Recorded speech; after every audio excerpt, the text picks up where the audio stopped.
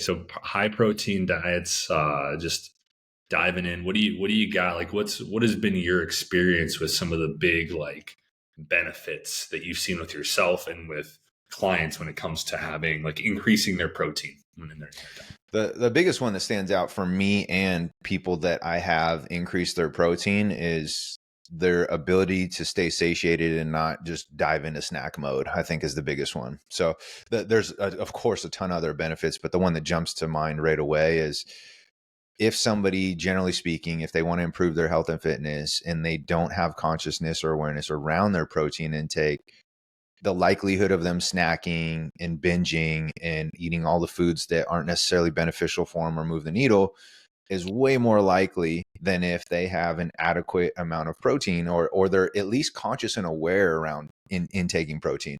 If 9 times out of 10, if they're obese, they have a lot of weight to lose, they're carrying around extra body fat, it's almost always they have no idea how much protein they're taking in, or they think they do.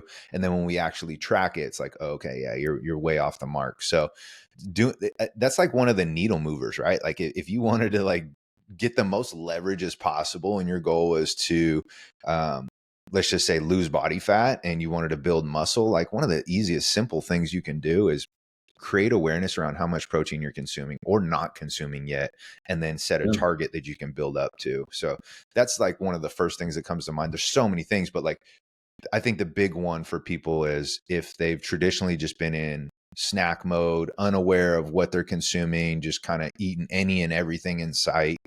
The second you start increasing your protein, it's difficult to overeat when you're eating enough protein and enough adequate amount of protein.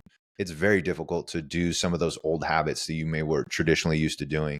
So that's the first one that comes to mind, man. What about you? What comes to mind for you?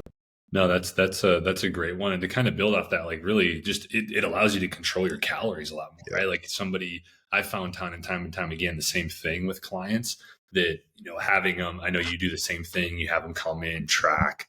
And a lot of times like people tell me like I like protein's not a problem. Like I eat plenty of protein.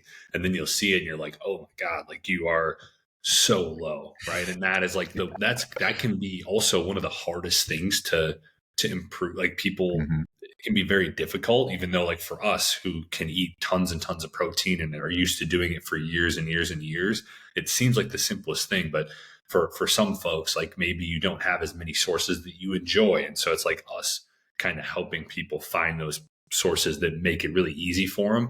Or at the end of the day, like finding it's like, you know what, like you don't have a lot of different sources of protein you like. Let's grab you a good solid protein powder that you enjoy, and then you can add it to certain things. Like I've always been a huge advocate of adding it to oatmeal, to yogurt, to like making recipes with it. It's like, oh, protein pancakes, protein muffins, protein like whatever it is. You can really find a lot of high protein recipes out there that can help you, even if you're like not somebody who necessarily likes to eat tons of meat or fish or some of these other type of foods. And so I think like that controlling calorie aspect where somebody who has no idea how much protein they're eating or how much calories they're eating can be so huge. Like you mentioned with satiety, help, or just helping, like same thing as saying helping you stay fuller for longer.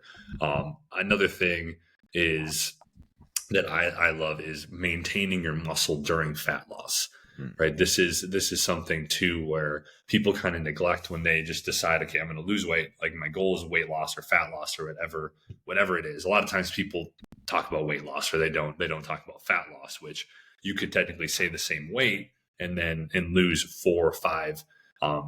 You could lose 4 or 5 pounds of fat and replace that with muscle, and now you're still the same weight, but it can be like alarming for people. But why that protein's so important is if you're eating plenty of protein, which for just a blanket number that's going to be different for everybody, somewhere in that ballpark of 1 gram per pound of body weight, especially when you're in a calorie deficit, is huge.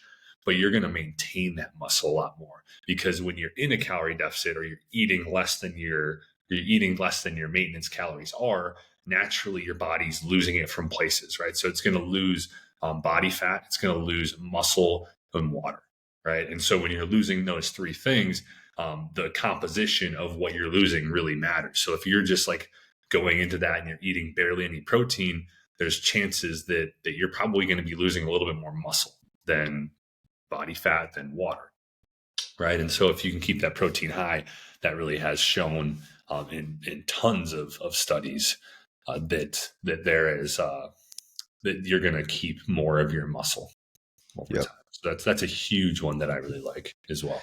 Yeah.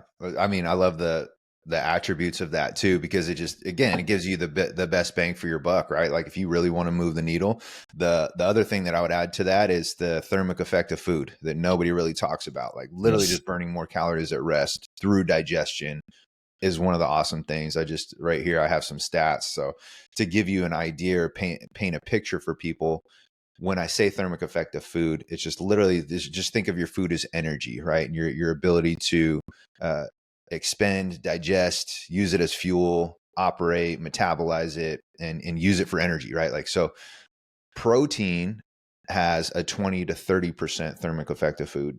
Carbohydrates have 5 to 10. Fats have the lowest at 0 to 3%. So just simply by consuming an adequate amount of protein or more protein, including in your diet, think about, you're just going to burn more calories simply through digestion, right? Just simply through just eating more protein, like super simple. We're talking about like needle moving actions. And how do you get the most leverage out of what it is that you're doing so you can optimize your process, and so that you're not spending too much time on things that are time wasters or things that maybe don't move the needle as much. Like, man, protein is one of the things that you can double down on. And I always recommend for people, because I don't think they're quite aware of things like that. I don't think they're quite aware of, like, they're not thinking the thermic effect of food. I think a lot of people just think, oh, I need more protein so I can build muscle or so that I can recover. They're like very surface level. And those things are very true. But the thermic effect of food, I think, flies under the radar for a lot of people. So that's one thing that I absolutely love. And it's a thing that I didn't learn till like later in my career. And I was breaking down, like, understanding macros more and understanding digestion and how the thermic effect does impact our metabolism and all these things. And you're like, oh, wow, like add that to the list of benefits with protein, So yeah, man. And to What put else? that in perspective, because like I totally, when I was looking through my experience on this and looking through like studies and stuff, I was like, I know there's one or two that I'm missing here that I used to include in my live trainings on Facebook. Yeah, And I was like, I couldn't for the life of me think, but that was one of them. I was that's like, one oh of yeah. them. Yeah. And to put that in perspective for folks, like what he's saying is, like, for, let's say you eat 100 calories of pure protein, 20 to 30 of those calories will be burned off during the digestion process with protein. So like you're left with 70 to 80 of those calories actually being, like, in, like, actually going towards your body composition. Right. And so, like, and what did you say the percentage was for like carbs and fats? Like 5 to 10% or 5 something to like that. 10. Yeah. 5 to Yeah, 10, 5 to 0 to 10. 3 for fat. 0 to 3. Okay. And then they 5 to 10 for carbs. So it's like, it's such a difference. And so if you think about somebody eating 100 grams of protein versus 150 grams of protein, like that's literally an extra um, like 40, 50 calories that are being burned off, right? Yeah. It goes a long way. And that might not even seem like much, but if you compound that over days, months, years, Right. that's thousands and thousands of extra calories that you just burned off because you're eating a little bit more protein. Yeah. And so I You just didn't have wanted to to put like any point extra that. work in. Like, Yeah, not doing anything crazy. And that's like the same thing as walking, right? For yep. like, you know what, like somebody who doesn't walk, that just decides they're going to walk for 15 minutes.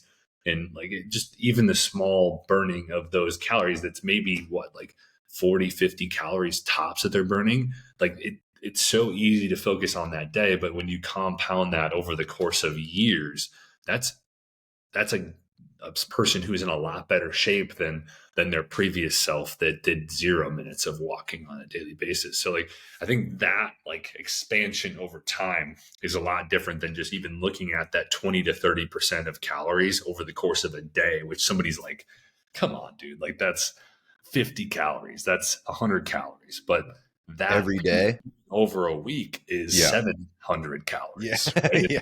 like, It adds up quick. Yeah. it It adds adds up up quick. very fast. And another thing I wanted to mention too with this is, I talked about maintaining muscle during fat loss. But also there's the muscle building, which we know is like one of the things that people think about when it comes to protein is the fact that it's going to help you build more muscle. That's when especially when guys talk about it, they generally are eating a lot more protein because they're trying to build more muscle and look better. Yep. And Yeah. so And that's the that's like one of the things that I try to nip right away with people, because I think when they come into my program, a lot of times I don't market weight loss anymore to people, right? Like I will more so specifically use the verbiage of fat loss and building muscle. And I try to paint a picture for people right away, if they're going to work with me, that I nip that not only in my process and how I've laid it out, but I have to be able to explain to them the importance of, hey, your body weight can go down and you can be less healthy, and your body weight can go up and you can be in a healthier standpoint. And as soon as I like shatter that belief of scale went down, I'm successful, scale went up, I'm not successful, it makes my ability to coach somebody and their ability to buy into the process so much better. And I that's where I've dropped the ball as a coach in the past, was just like trying to be Mr. Yes Man and the nice guy, and like, yeah, you're right, we're gonna lose a pound every week, and if not, then like it's okay, we're gonna keep doing, and like trying to play that game versus like, dude, stop sugarcoating things and smash this false belief that this person and the majority of people have thought of in terms of when it comes to weight loss. Is like, you brought up such a phenomenal point, is like, one of the benefits of this protein is so that you can not only sustain the muscle mass that you do have, but we're also going to engage in progressively overloading and strength training. We're going to add muscle to you too. So your body weight may not change at all. It might even go up, but your body fat percentage is going to go down in the process. You're going to be in a healthier state. You're going to be a better version of you. And if you can ditch the whole I want to be skinny thing, and if the scale doesn't move down, then that means I'm not doing things correctly, like thinking in this binary black and white state, it's going to be very tough. And you can see why people, if they choose to stay stuck in that mindset of why they are stuck or hitting a plateau or continuously trying thing after thing, and going through these extremes, to only be left feeling short, right after. So, or empty handed. So yeah, that's a belief I look to smash with people right away, because once they do, and the quicker they do, the better they're going to be off in the process, and the higher likelihood, the higher the percentages that they're going to attain the goal and be able to persevere through and stick through the process and get to where they want to go. Because that old mindset, you could see, is just, it keeps people stuck. So focusing on like, okay, I do need to get enough protein in, because it's going to help me sustain the amount of muscle. And if I'm in Matt's program, we're progressively overloading. We're going to get stronger in the process. We're going to build muscle. And I tell people, hey, it stems from the protein. When we are progressively overloading, adding muscle, building strength, just keep this in mind, that the more muscle you have on your body, the easier it is to burn fat. You're going to burn more calories. And so it's like getting people to shatter these false beliefs of, if I lift weights and eat protein, that I'm going to look like a bodybuilder and I'm be super buff and bulky. And then a great thing to show them too is the 5 pounds of fat and 5 pounds of muscle. And you tell me which one looks bigger. If you don't want to look bulky, let's get rid of that body fat. Well, how do we do that? Let's put more of this lean tissue on, this lean muscle tissue. This stuff's awesome. And so once you get people to buy into that process, man, it makes it so much easier. Oh yeah. And I like you said, like the combination with resistance training, obviously that's a huge player in building muscle. Like you're going to have a tough time, like just by eating protein, building muscle, if you're not doing those kind of things. And I was doing some research this last week, kind of in preparation for this. And one of the studies that I looked at, it was an 8-week study, and somebody was eating a little bit over 1 point. Like one of the groups was eating a little bit over 1.5 grams per pound of body weight. So like really high protein intake. Mm-hmm. And they were pairing it with a periodized resistance training program. Now I don't know what that was. And then the control group was zero 0.9 grams per pound of body weight. So they're even like around where we would say is a really good solid number. And that high protein group of over 1.5 was actually eating 500 more calories per day than the other group, both of them doing the same protocol. And they experienced a greater decrease in body fat. Right. So Oh, they increased 0.72 pounds in 8 weeks to 0.13 pounds on average, right? And they Cool. were eating 500 more calories, right? That goes to show that it shows that really the study was able to show like protein intake that far, and there was multiple things within it, like multiple studies within it, protein intakes that exceed the RDA, which RDA is legitimately 0.36 grams per pound of body weight. It's absolutely absurd, right? It's crazy what they recommend Yeah. in for your dietary intake, but that like it promotes lean body mass gains as well as a decrease in body fat, especially when it's paired with like a quality resistance training routine that you're like getting better at every week. And another thing I wanted to talk about here before we end this podcast is just the drawbacks, because I know like that's one thing that a lot of folks have a struggle with is they're like, well, I've heard this, I've heard that, and I know like as far as what I looked out, because I was like, you know what, I want to look at this too. I don't want to just us to talk about all the extreme benefits, right? Because there are tons of them, but I want us to address like what people are thinking. And I know that there's been talk about like it's harmful for the bones, it's harmful for the kidneys, and nothing out there study wise determines that. But also there's something to keep in mind is that like they haven't had generally long enough studies to know the long term effects of eating high protein diets. And so that's something to keep in mind is we can't technically say. We can say that within all of the studies and the lengths of studies they've done to date, there's no evidence that high protein diets or protein diets that, you know, even really high, like upwards of that 1.5 grams per pound of body weight and beyond, that they do damage to the kidneys and bones. A few things that I did draw out were, you know, some things can cause digestive issues, right? At a certain point, if you're eating too much protein, you could run into digestive gut health issues.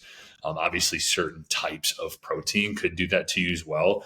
And then also, if you're not eating the right kind of diet, if you have way too much protein, you could potentially be taking away from nutrients as well, that you need, right? And if you're just like constantly doing full on, like you're just straight protein and you're not bringing in veggies and fruit and different things that have the nutrients that we need, those are kind of the two drawbacks I was able to pinpoint.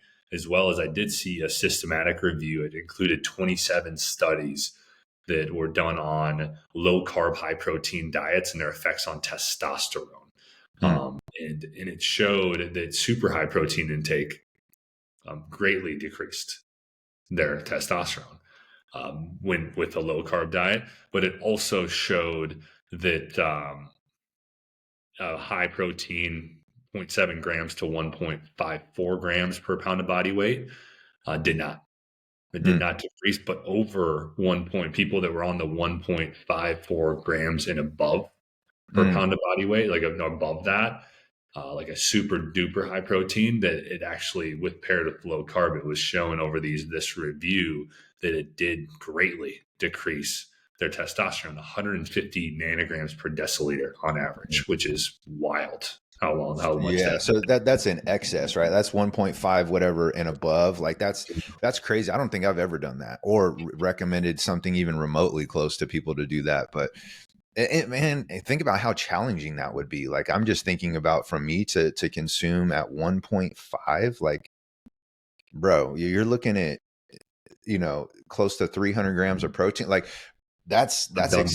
bro, I actually did that for a long time. bro, that's hard. That's extremely hard.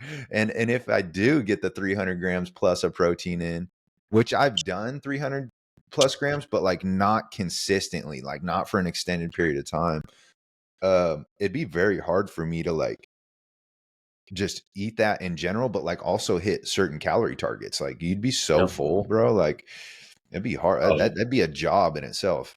it's impossible to Yeah. hit calorie targets Yeah. when you're Yeah. doing that. Actually, That's I cool, man. I love that. struggle with that. But that's kind of. You have anything else to wrap this one up? I think we went through a lot of good stuff here for people. Yeah, the only other thing that I've heard and that you can look at. I don't know if they have studies on this, but I've heard people of like high caliber talk about this, that the only reason that you should fear consuming too much protein if you're concerned with your kidneys is if you have a pre-existing kidney failure or, you know, problem or issue.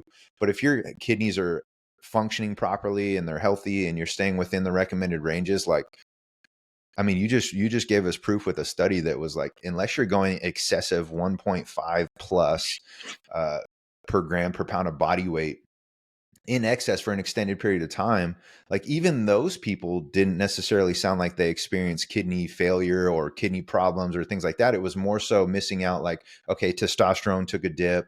They might have had some gut issues or gut problems and things like that. But it wasn't like, I think that people were throwing around this kidney thing like it's, oh, you know, I would just encourage people, don't let something, you know, that you hear make you so fearful that you're missing the bigger picture of how it can optimize and benefit you and improve your health and fitness overall, just because you quote unquote heard something. Like Alex just shared some awesome data and some awesome studies there that went upwards of high as 1.5 grams per pound of body weight plus. And so to give you an idea, like you, Alex, you and I always recommend right around that 1 gram, right? Or in that ballpark. So to hear like people were doing 1.5 in those studies is kind of like, it's excessive, it's crazy. But to even know that they showed benefits from it when it wasn't necessarily lower carb, but that group that like boosted their calories up by an additional 500 on the day, like, dude, that's awesome. That's so cool. And they had lower body fat percentages like that. It's like, pay attention to things like that. And I will say from doing it as long as I've done it, and you could probably attest to this too, like there's never been an issue with myself or my clients or anything like that. The only thing that I've personally run into is or seen with people is if you're well under 100 grams currently, like you're 50 or below, and then you're 150 pounds or even 200 pounds or even heavier, like, and you jump straight up to those 1 grams per pound of body weight, like you will experience what Alex was just talking about, like some digestion issues, right? Some gut issues. But make it more of a progressive approach and don't feel like you have to make this massive leap, and you'll be all good. Yeah. And I would just say, like, the amount of protein that you should eat is going to depend on your own situation, your Yeah. lifestyle, how active you are, and really how much you can stomach. Right. Yeah. So, like, just kind of figure out where you're at. I think the starting point would be track where you're at, figure out where you're at on the week. Right. And then you can start moving your way towards that 1 gram per pound of body weight. So just for like a 200-pound guy, shooting closer, at least I would say in that 180 to 200 grams of protein a day. And don't lock into that on an exact daily basis. I like to think of it over the course of a week. It's like if you can average somewhere around there, then you're going to be in a good place. But that's all we got today. That's hopefully this helped you out.